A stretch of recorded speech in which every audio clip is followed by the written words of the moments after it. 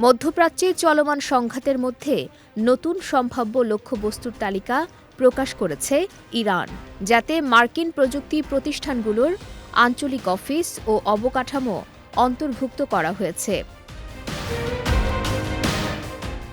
দেশটির সংবাদ মাধ্যম তাসনিম নিউজ এজেন্সির বরাতে টাইমস অফ ইসরায়েলের প্রতিবেদনে বলা হয়েছে, তালিকায় মার্কিন প্রযুক্তি প্রতিষ্ঠান আমাজন, গুগল, মাইক্রোসফট এবং এনভিডিআর ইসরায়েল ও উপসাগরীয় দেশগুলোতে থাকা অফিসগুলোর নাম উল্লেখ করা হয়েছে।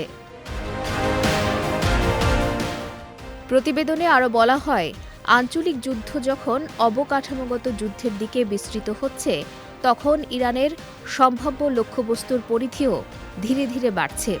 তবে এই সম্ভাব্য লক্ষ্যবস্তুর বিষয়ে তারা কোনো নির্দিষ্ট সূত্র উল্লেখ করেনি।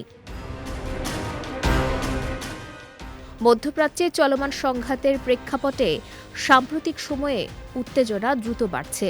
বিশেষ করে ইরান ও ইসরায়েলের মধ্যে সরাসরি ও পরোক্ষ হামলা পাল্টা হামলার ঘটনা বাড়ার ফলে অঞ্চল জুড়ে নিরাপত্তা পরিস্থিতি অস্থির হয়ে উঠেছে।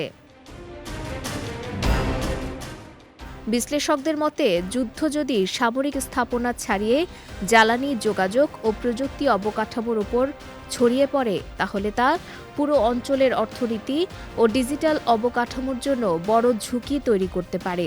কারণ উপসাগরীয় দেশগুলোতে আন্তর্জাতিক প্রযুক্তি কোম্পানিগুলোর গুরুত্বপূর্ণ ডেটা সেন্টার ও আঞ্চলিক অফিস রয়েছে। এমন পরিস্থিতিতে ইরানের সম্ভাব্য লক্ষ্যবস্তুর তালিকা প্রকাশ নতুন করে উত্তেজনা বাড়াতে পারে বলে আশঙ্কা করা হচ্ছে। বিজয় টিভি নিউজ ডেস্ক।